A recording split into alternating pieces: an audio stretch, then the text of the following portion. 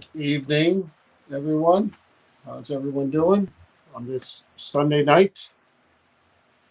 Nice and cool out there. I just went out there. Good evening, Daniel Voss, John McGinnis. How are you? How's everyone doing? We have our big monitor now. Thank you to, we can't mention the names, right? They said not to mention? Or did they? I think they were just, they were joking, but. Brian and Ann gave us a bigger monitor that's curved, so we can read the. So folks can actually see the comments now over there. The only thing I don't like that it's a bigger monitor. I can see myself, and But they were laughing because they say I squint when I'm looking at the thing, and then I turn the other way to read the comments. So Dana, how's everyone doing? So now we can see the comments. Yeah, the comments are literally right there. Big letters too. Big letters, so we can see. Otherwise, we're looking at little tiny letters that are up there. So when we left you last, it was Friday. Well, that wasn't technically our thing. Okay. Right. That's true. The Creeper Gallery thing. Hello, Kathy. How are you? We did the investigation from Creeper Gallery. We did the interview with Mike, and then I think we did our own thing, and then we did the Creeper Gallery on Friday. Friday was the auction. Hello, Laura. How are you? We got to the Creeper Gallery probably 7:00. Met up with Danya. Had a good time with Donna. We got to talk about a lot of stuff. Jocelyn. Hey, Jocelyn. Hey, Jocelyn. Hey, boo. Boo, boo. What up, boo? Hey, boo, boo. Got to talk about a lot of stuff. Got to hang out. A long time since we've been able to really kind of hang out and talk with Donna. So that was nice to be able to hang out before and hang out after. We didn't leave there until later. And we, of course, left in the middle of a thunder and lightning storm, which was a whole other thing. But the auction went well. All the items sold, which we were happy about. And like I said, it was just great being around Donna again, be able to hang out like that, and joke and laugh. And, we don't get to do that much because we're always there. And, the auctions aren't as frequent. And Sundays, we're usually real tired.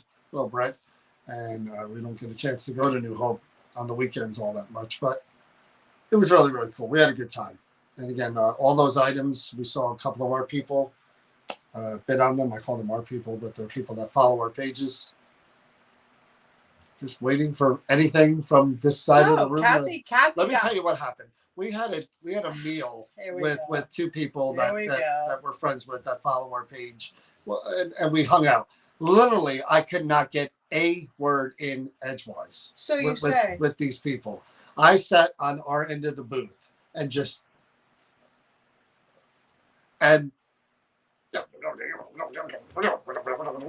if they were on, they would back me up on this. And I said to them, says you. I said, you wonder why I talk so much on the live stream? Look at what I deal with in real life. So here we are again, and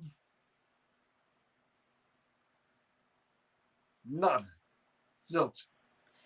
Because I probably get in a lot of trouble. What I'd like to say right now at this point to you, which I will not do. But anyways, that's your interpretation. Because I would say it's the other way around. I'm always in trouble, Jocelyn. Always. He gets himself in trouble. He literally puts himself in hot water. I don't even have to lead him there. He takes himself there.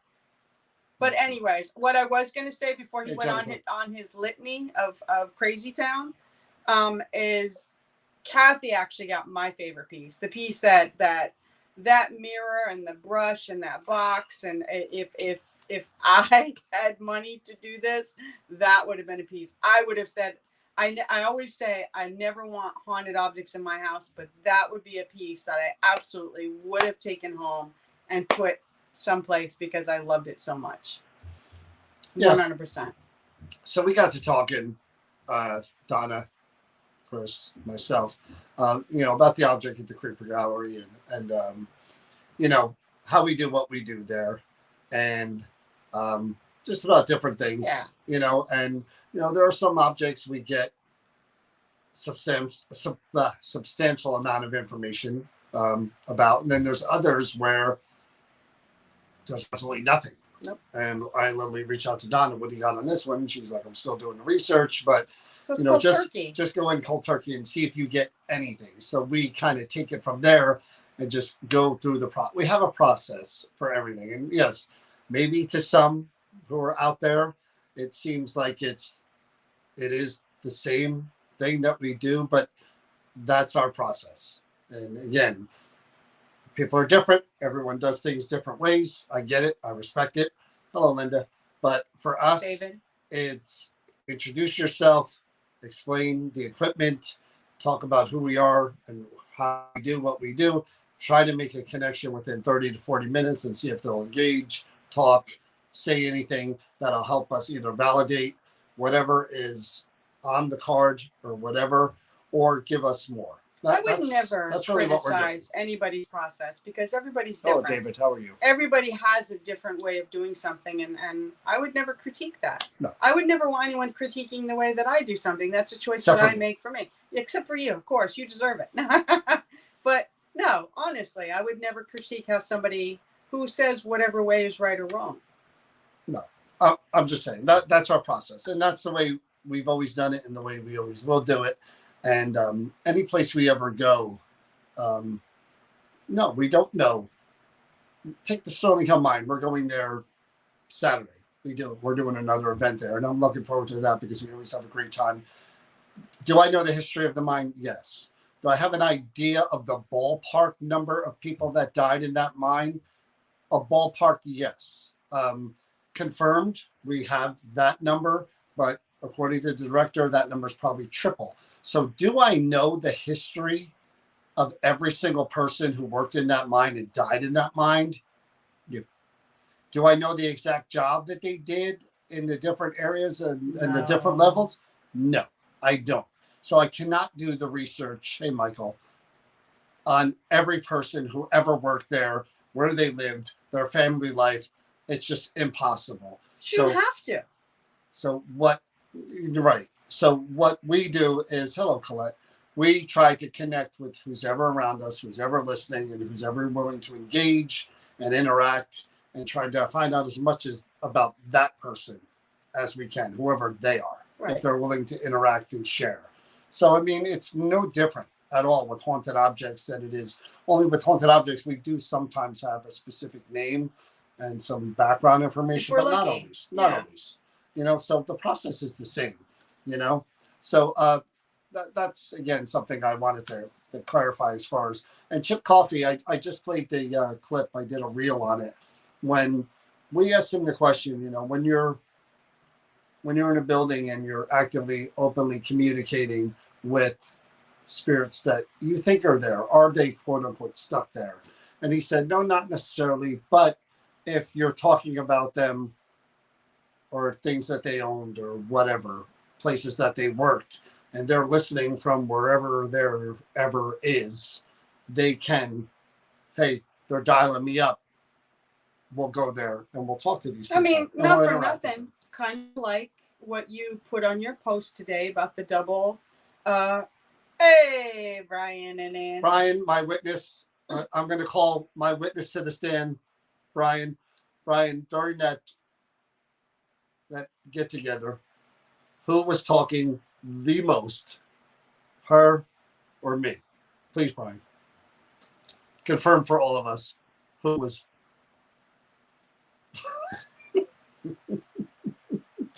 Brian will confirm this. Or if he's too chicken too, I get it. But anyway.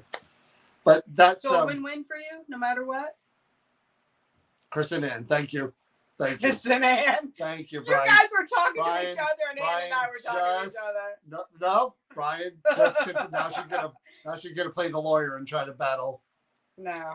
But true. Hello, George. How are you? I think the male species sucks. That's all I'm saying. Needs to be wrong. She can't be wrong. That one too. Okay. All right. Hey, welcome to the Chris Bashing Show. I'm glad you all could tune in. Well, that's what happens for tonight's evening. That happens off camera. Brian saw that one for himself. All right. Anyway, see, I'm getting the tap. But I was the tap. You missed. Did you see the tap on my back of my shoulder?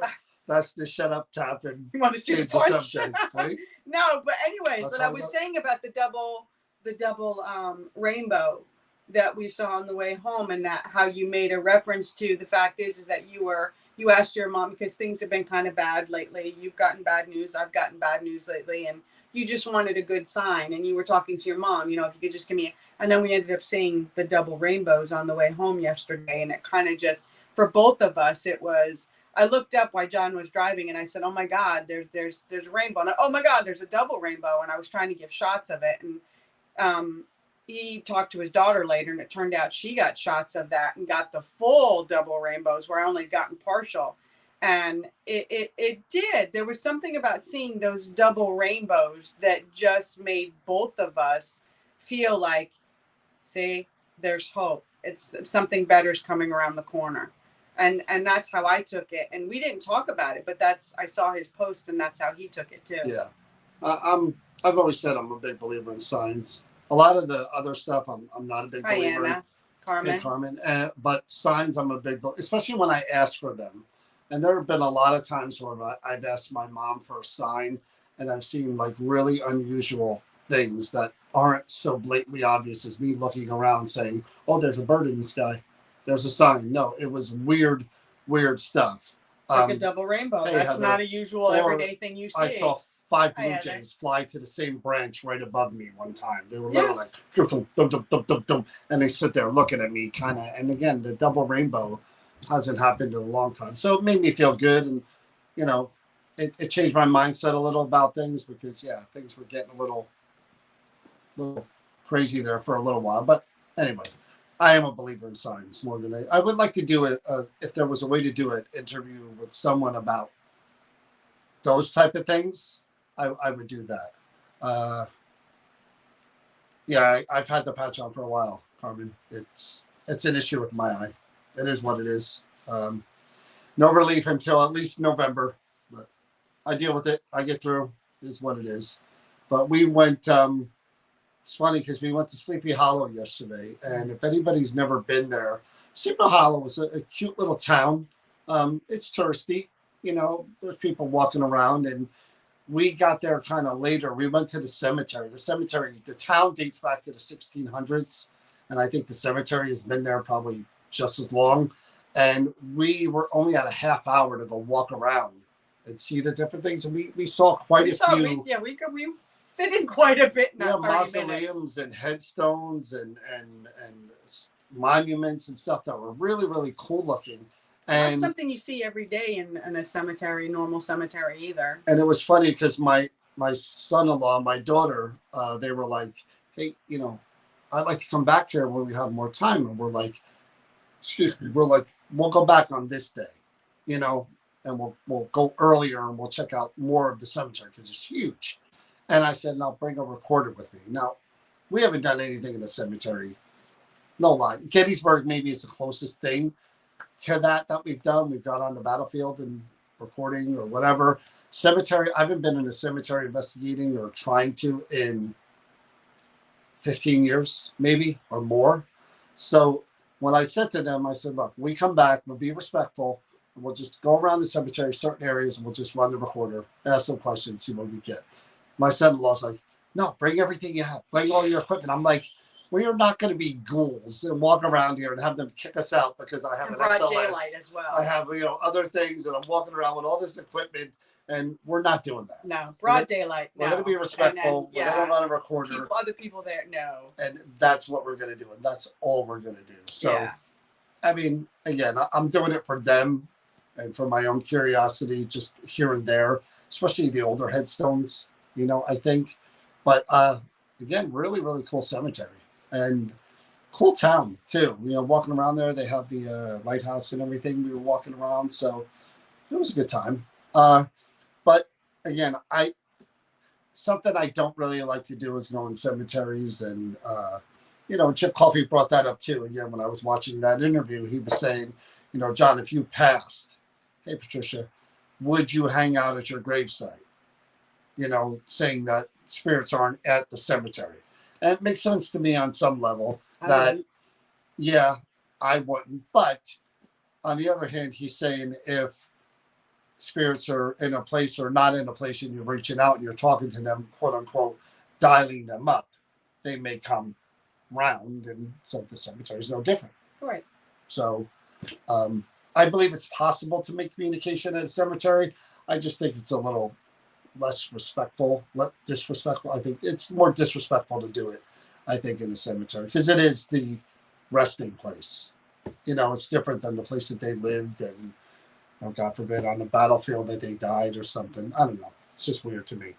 But having said that, I will do it for a little while in Sleepy Hollow for my daughter and my son-in-law, because they always talk about coming out on our events and joining us on ghost hunts, and they can't because they have an older dog that they can't really leave alone that much. Long.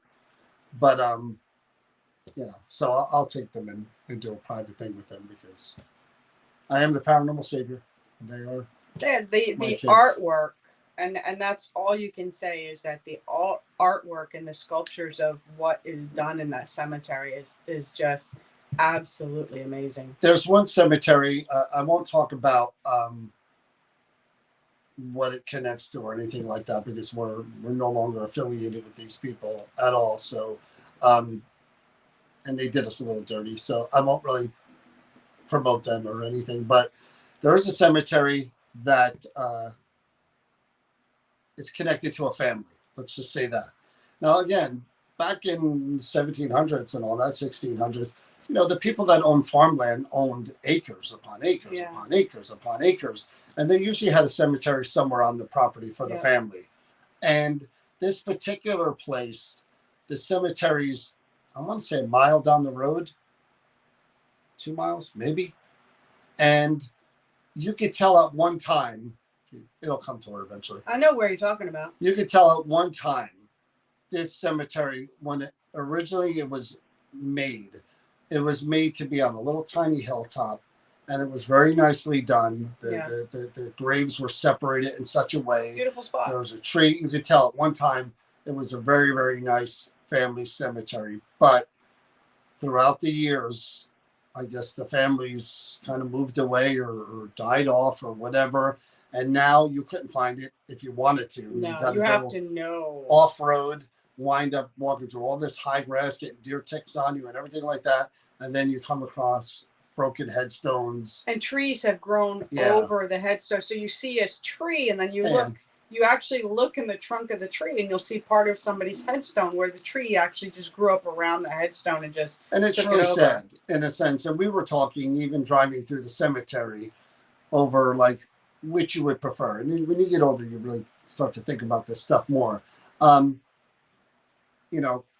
daughter Sarah and my son-in-law Chris were saying, being buried after amount of time, 50 years, 100 years, whatever, there's nobody coming to your headstone anymore. It's just, there's no one around to come visit anyway. It's just there, and, so my son-in-law was like, that's why I won't want to get buried. And I'm like, yeah, but if you have ashes, it's the same way.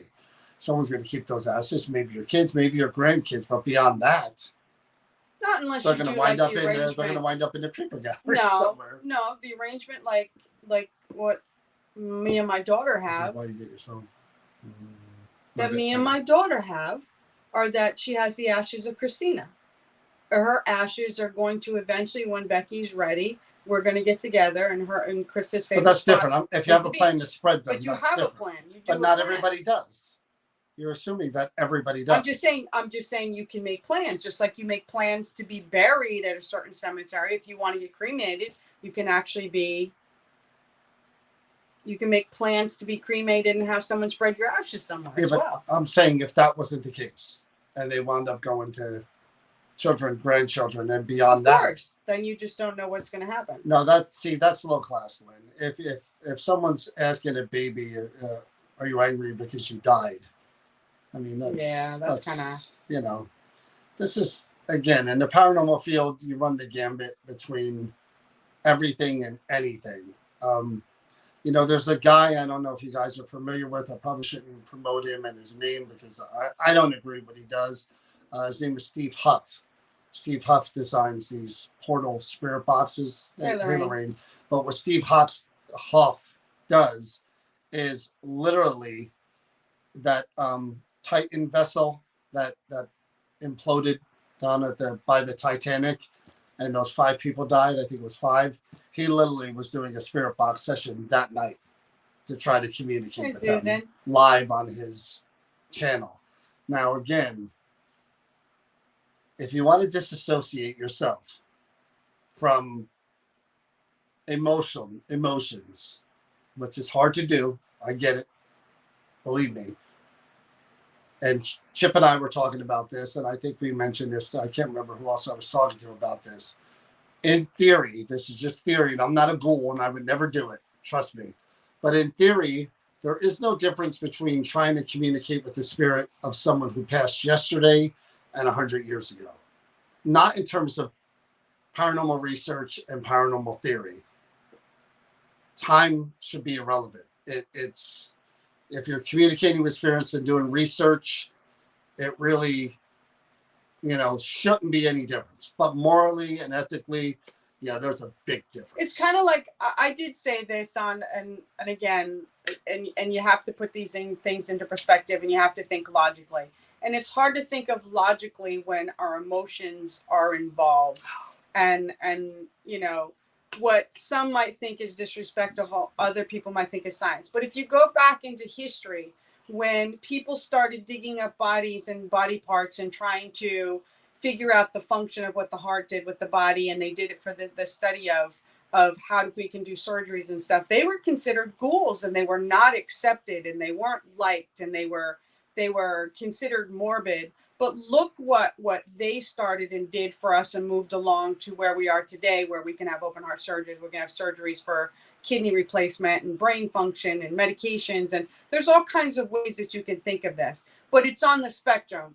If we're right here, right now, we're not comfortable with that, and we're not open to it, most of us. But yet, when you think of what John was saying, being open-minded to the fact is, what's the difference between doing a spirit box or an EVP session with someone who passed 100 years ago compared to someone who just passed yesterday? It's the emotional factor.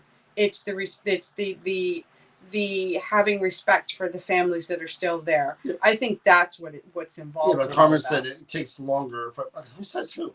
Again, this is what I mean. Longer for what? For spirits have to be, they need the energy, and they need to be gone longer to have the energy to communicate. Says who? I mean, honestly, anybody who knows me, mediums are such a sore subject with me, because I do know mediums that are legit that I would work with any day of the week. Nancy Olson, the psychic detective, her, Jane Doherty, Judy Kay. I could go down the list. April, I could go down the list with, I don't want to miss anybody either, of like my real Connie Ellick, the friends that I have that have proven that they have a bill of chip coffee that I know. I mentioned her name, but I can mention a billion more that just say they are, and that's it. And really, there's no definitive proof, no validation or documentation or anything to back up the things that they say and the claims that they make. And so for me, it's such like, when it comes to mediums and stuff and what they say about, because you see, I mean, I think I was talking to Chip Coffey, and I said to him, I put myself in a position of a medium. If I woke up with the mediumship abilities tomorrow, I know I would drive myself crazy, sitting in a room for day after day, week after week, trying to find out as much as I could, about the afterlife. I literally would drive myself nuts, like one of those, like Beautiful Mind, where he's drawing on all the walls and making all those notes. I'd have pads upon pads, recordings and everything, where I would literally sit and just open myself up randomly and be like, okay. You're like, this line's open. Who am I talking to? Tell me what you could tell me. Who am I talking to now? Tell me what you could tell me. I would be doing that. I know I would, because I know me, and I would drive myself crazy. You would.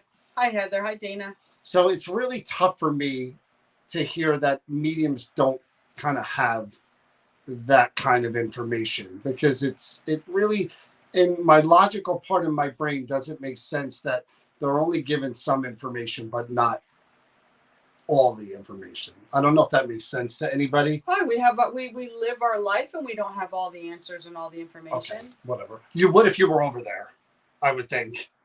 But a psychic medium's not over there. Oh, you mean because you think they're tapped if they could communicate, with those deceased, they'd have access to the information, right? I don't know. Why would you assume that?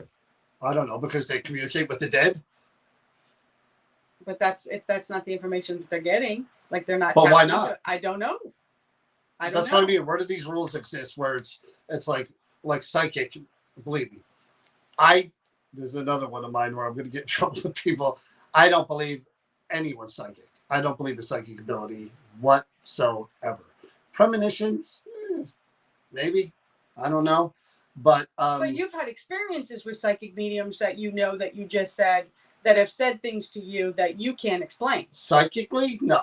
No one's ever predicted the future of anything. No, not predicted.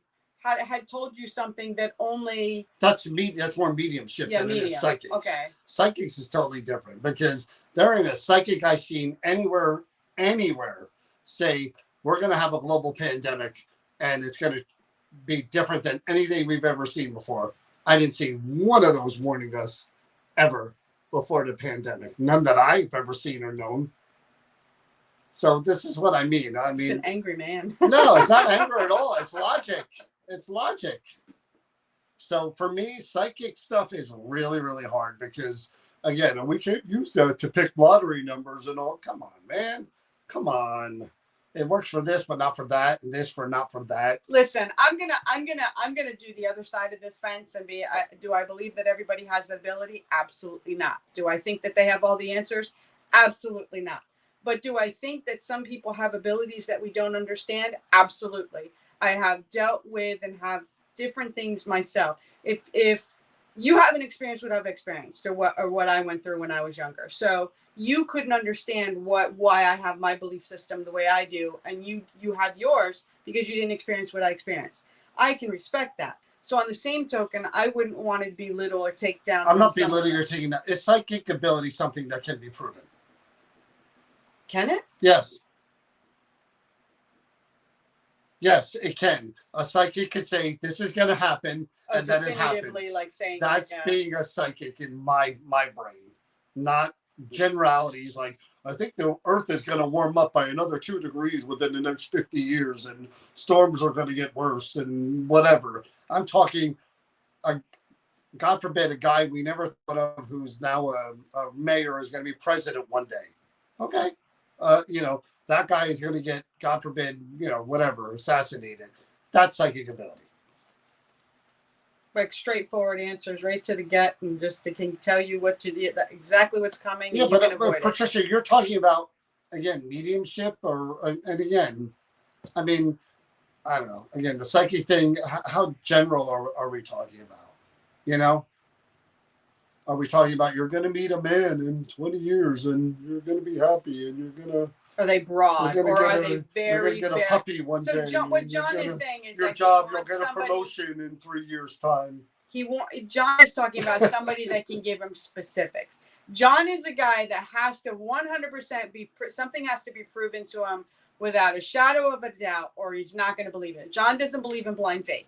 John just does not have that in him. So... This is where we're going to go through where, you might, just the way you're talking, you might anger a few people the way you're presenting this, but you don't, but you've always been very honest about your viewpoint. I'm a skeptic. And you are, and you have a right to be. You're the guy that likes actual proof. And you do want somebody to come up and say, hey, guess what's going to happen tomorrow?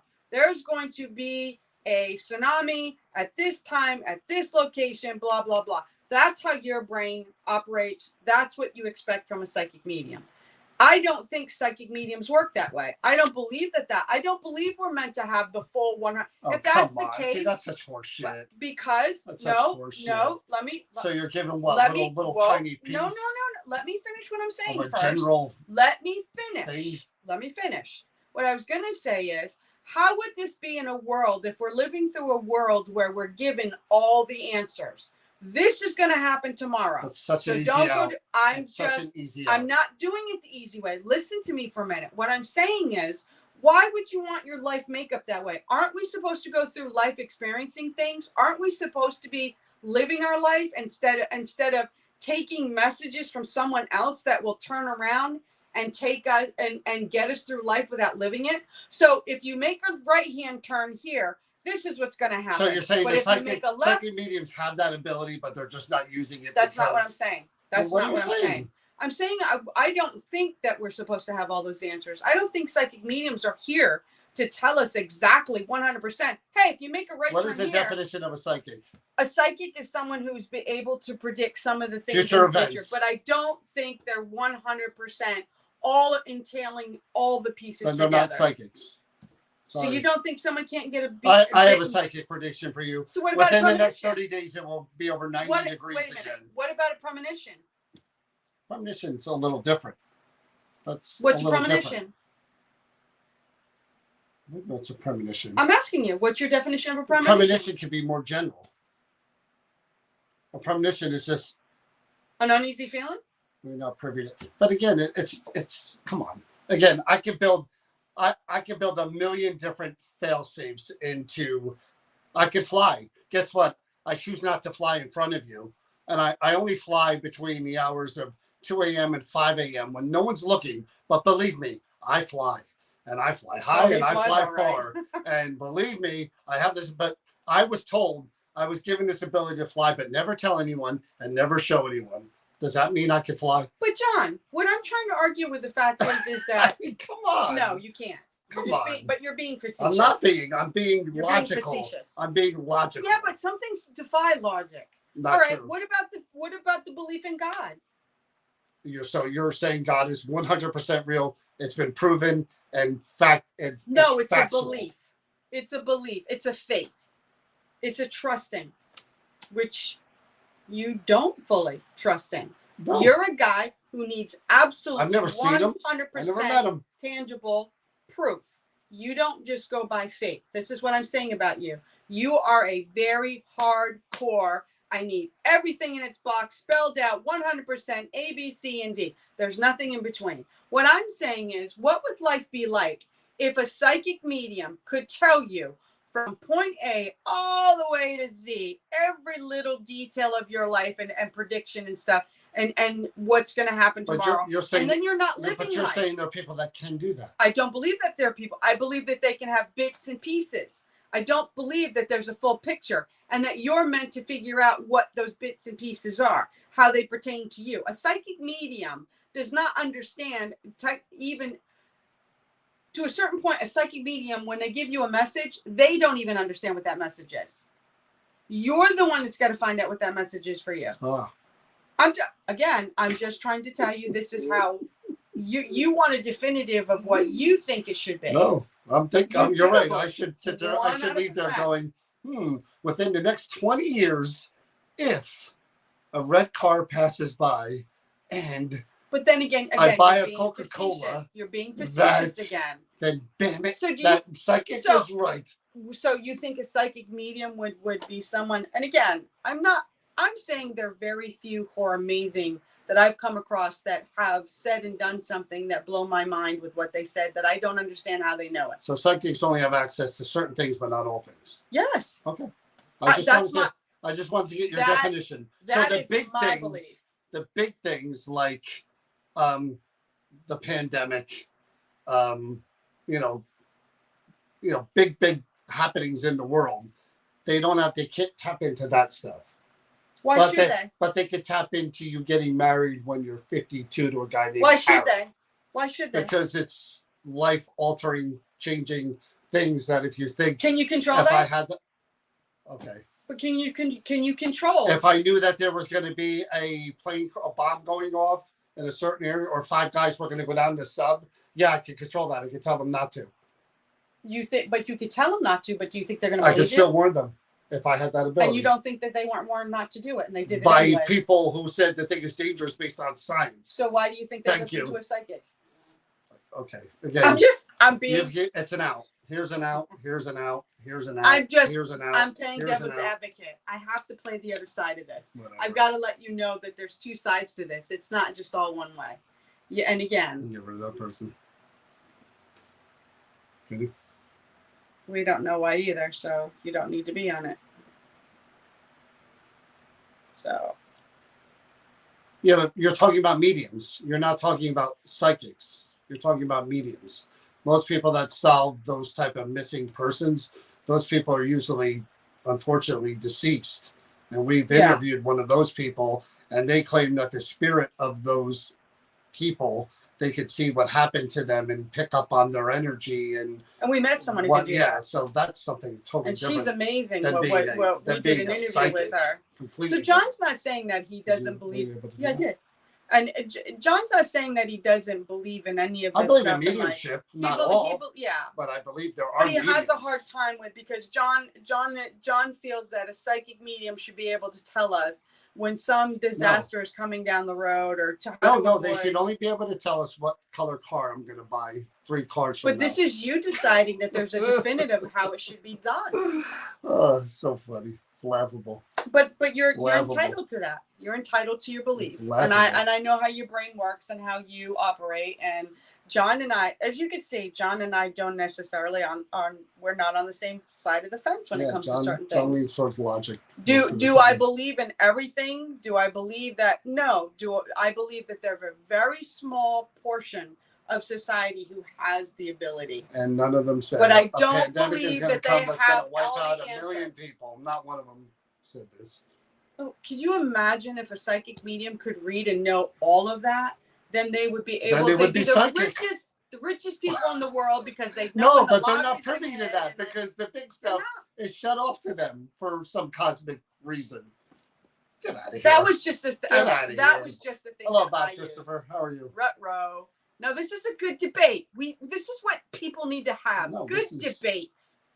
Topic change. Any police just actually yes. Hey, come on now. You got to handle some debates, people. You have to. If you blindly believe in everything just because people tell you that, you shouldn't. Then you should question things. You're You should always be questioning and trying to find things. I am not one of these people that got into this field that goes and says, "Oh, what? You do this, and you could, this happens when that happens. Oh, yeah, and when you die, no, not for me, never." No. It's all about my experiences in my life and what my logic tells me. I mean, that's just the way it is. See, I don't mind having debates with John, even if we're on the opposite side of the fence. And again, John's entitled to his opinion, just like I'm entitled to mine, but that's what they are. They're opinions. And I understand, John. I always lose debates with Gina. Not me, Bob. I'm a right fighter, man. I know I'm right. John will beat me down. No. John knows when I'm passionate about something, and I do believe that. And I will, even if I agree with John, I will play devil's advocate, because we do have to have open discussions. We do, and we all think differently, and we all have different belief systems, and that's the way it should be. And we should be able to have these type of conversations without any drawback, or where it's like the line is drawn in the sand. He might actually say something like, I'll go back and go, didn't think of it that way before. Well, I respect everyone's opinion as well, even if they're wrong, Laura.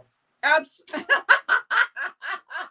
I still respect them. I won't belittle them or nothing. I'll just say, okay, you're wrong. I'm right. Oh, I love you, John. I love you, speaking of other places, we did get the green light for the other college that we were talking about, although the investigation date hasn't been set yet, and we're not sure if we're going to be able to even do it live or share the results.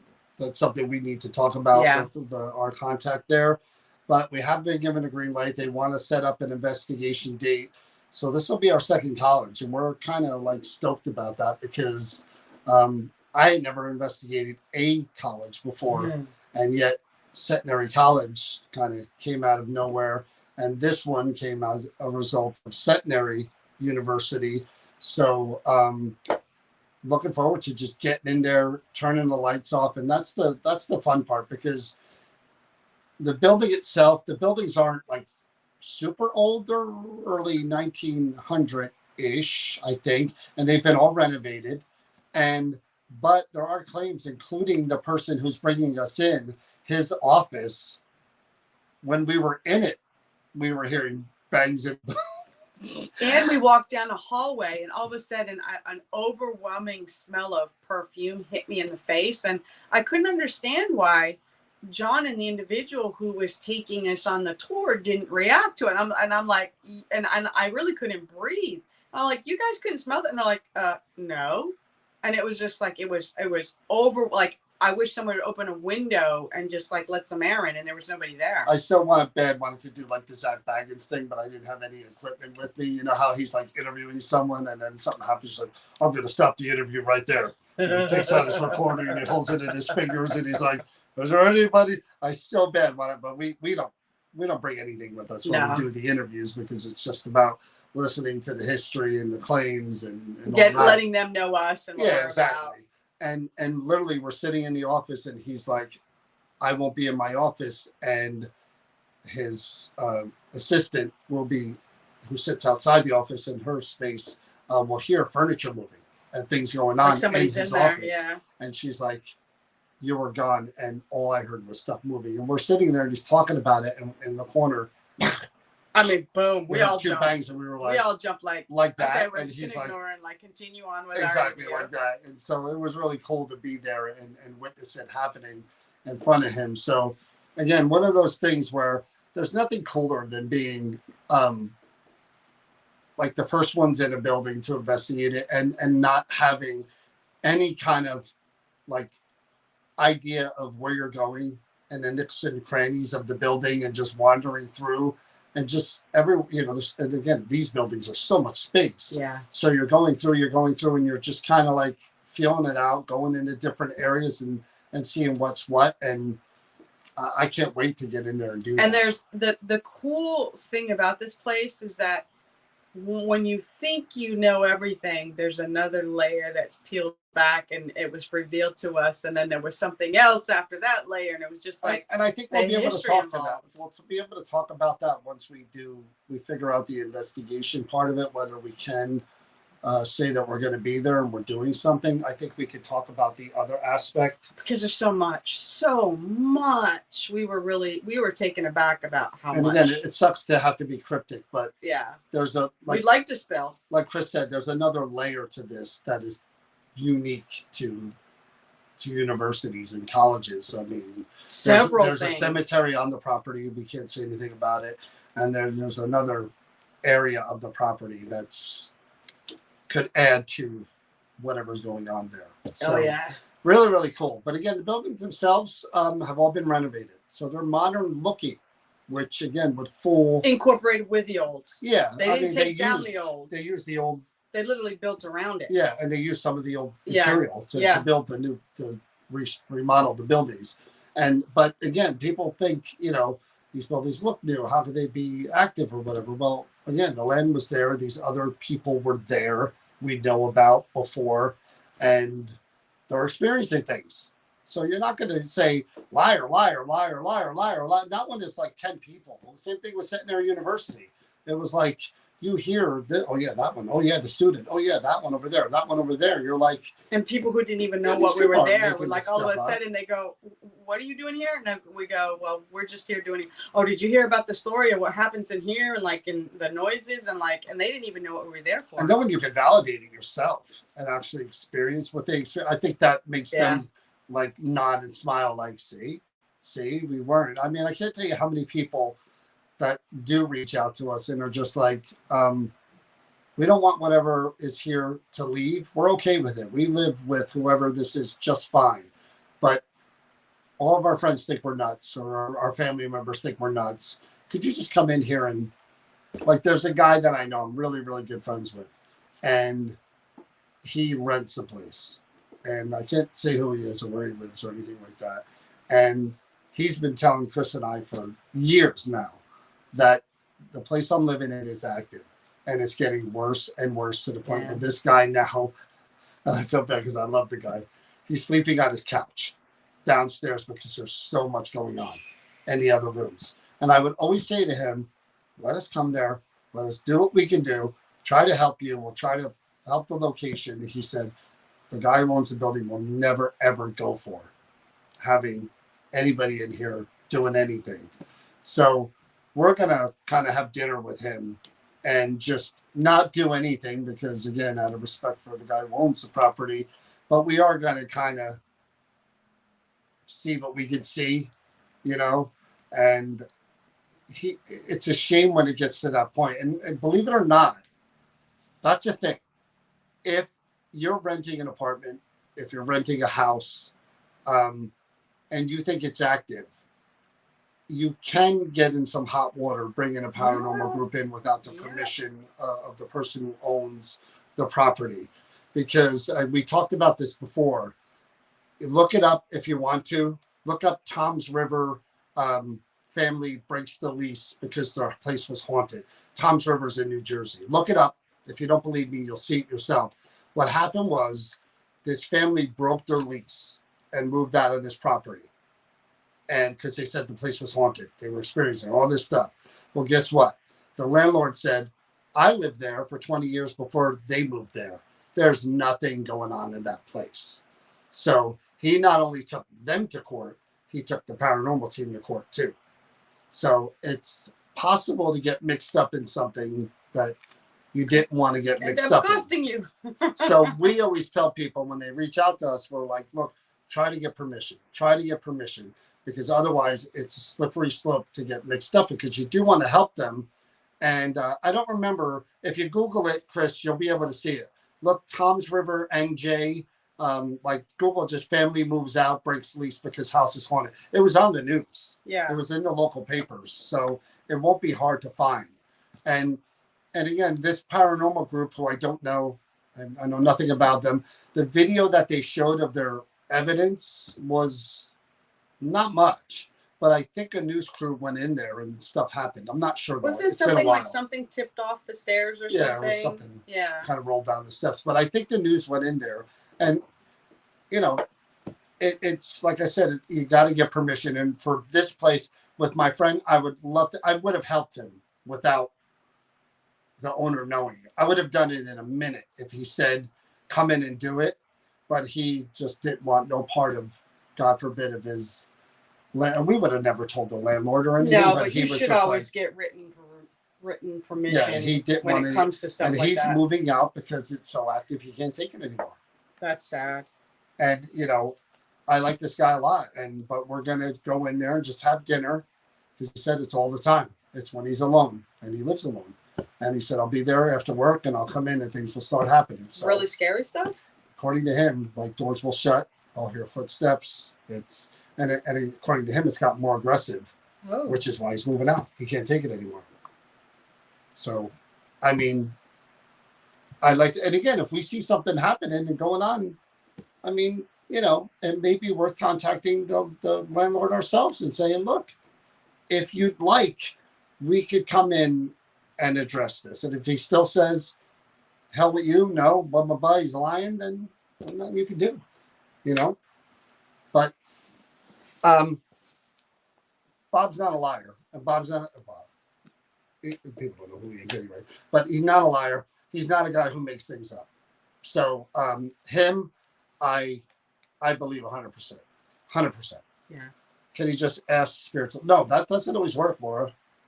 That doesn't always work. If it was that easy, then no one would ever have an issue with activity in their home. If you could just say out loud, you're not welcome here, leave. You know, it doesn't work that way sometimes at all. And you can't always at times live with what's going on in your home or wherever you are. You know, sometimes it's a matter of just making sure, or just finding out that it's not something harmful. I mean, that it's actually something that means you no harm. There's a person that follows us. I won't mention her name, but she's lived with some really traumatic stuff, and we still correspond with her back and forth. Yeah. And she's still dealing with it, and my heart bleeds for her because her only recourse, she's tried a lot of different things. Her only recourse, and she's not from around here, is get out of there. That's it. And she's trying to sell her nicest house. Person ever. Really too. nice. That's good why person. It just breaks your heart when good people suffer and there's nothing you can do to help them. You just wish you could. Sometimes the location is under investigation so often. If they could leave, they would. I don't know what that means, Patricia. What does that even mean? If they could leave, they would? You're talking about a spirit could leave if they wanted to? I don't know what that means. Hey, Donna. How are you? So, again, we're not sure what our plans are for this week. Creeper Gallery, we're kind of, did they know the history of the one that I'm talking about, my friend? No. He didn't research the land. I don't think he did any kind of research on the land itself, even since he's had this stuff going on. But he questioned the people that lived there before, and they said that nothing happened with them. And he's not the type of guy. He watches the paranormal stuff on TV He's and a he believes in kind it. of guy. But this guy is not a guy you would think. No. He's lived a bunch of other places, and this is the first. I've rented my whole life, and I have to be very honest, even with the experience that I had growing up, I have never, ever done research on the place that I was moving into. I've done research on the neighborhood as far as finding out what it's like, if there's difficulties, or the police in this neighborhood a lot, and like stuff like that. But I've never, on like the household itself and what was going on as far as, if it was a bad place to go because there were reports of spirits. I've never, ever murdered. I've never done that. And I've rented my whole life. I'll tell you a quick story about a case real quick. One that we were prepared to help but couldn't help because I think they ran into an issue as well. It's in Jersey, a town called East Orange, which from us is probably half hour, maybe 35 minutes north. And this is going back a good amount of years. This woman reached out to me. She was younger, and apparently her and her boyfriend had broken up. They lived together, right? They broke up. He was out of the place. Now they started talking again. They went out. They came back to the place. He assumed that things were better because they spent time together, and I think they were together. And she basically said to him, "Look, I still don't think this is going to work. I don't want to get back together with you." And she stayed in her bedroom and assumed that he had left the apartment. He didn't leave the apartment. He killed himself in her kitchen. Now, this is months after it had happened when she reached out to me and she explained the story to me.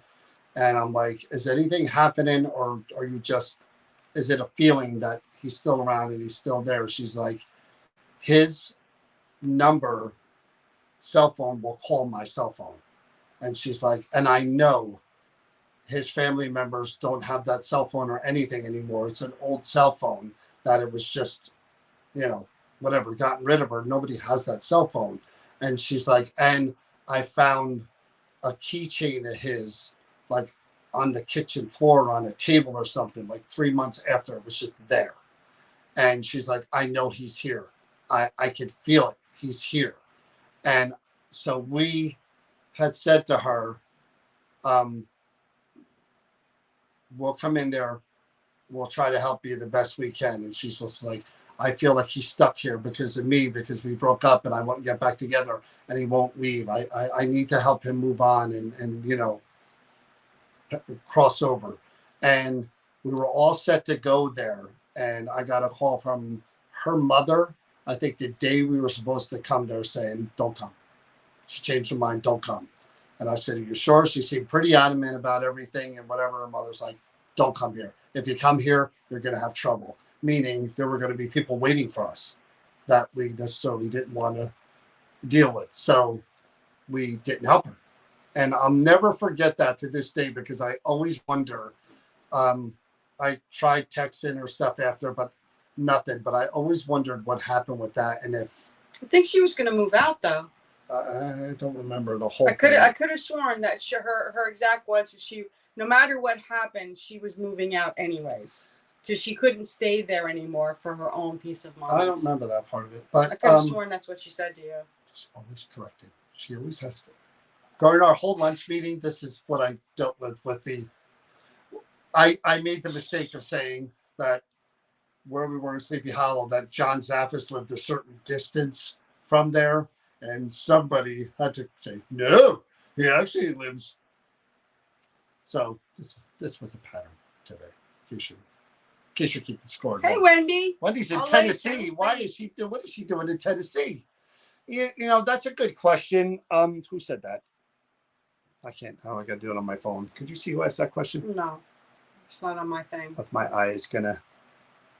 Chris. Okay, Chris. Chris said something about investigating the property before you move in. I don't think many renters do that. I don't think any renters do that, to be honest with you, except for maybe people who've been through something before. I think the average renter is just like, let's tour it.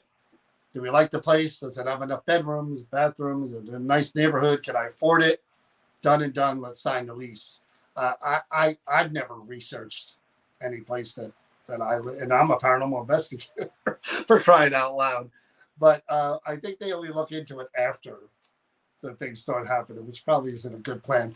My plan, if Chris and I were ever to move and like buy a house and go somewhere and do something, we know Connie Ellick, who we've had on here, is a medium, and she's a realtor.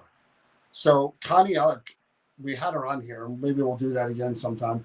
Connie Ellick, before she sells a property or rents a property, she'll go in and take the temperature of the space. She does. And if she picks up on any bad leftover energy from the people that were there before, she cleanses it and sages it and does whatever and does it whatever. But I would have Connie do that for us if I knew we were going to move in. I think she's also steered people away from a house that she feels might be too. I think that's good practice, but there aren't a whole lot of realtors that do that. No, she's such an amazing individual to begin with. I hope you're having a wonderful time with your granddaughter, Wendy. Oh, yeah. Wendy's I had a great time when I went and saw my grandson. But that's what I would do. I think more mediums should become realtors. I think that would be a booming business because, like, who wouldn't want that? Like, hey, you know, we'll go check that place out. Tell me the vibe on this place? And you'll see the medium come walk out and be like, let's go look at the place. I don't think this is a good fit to you.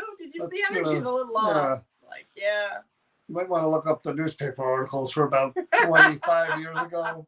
No, I don't think she ethically can do that as far as a realtor. I'm just saying.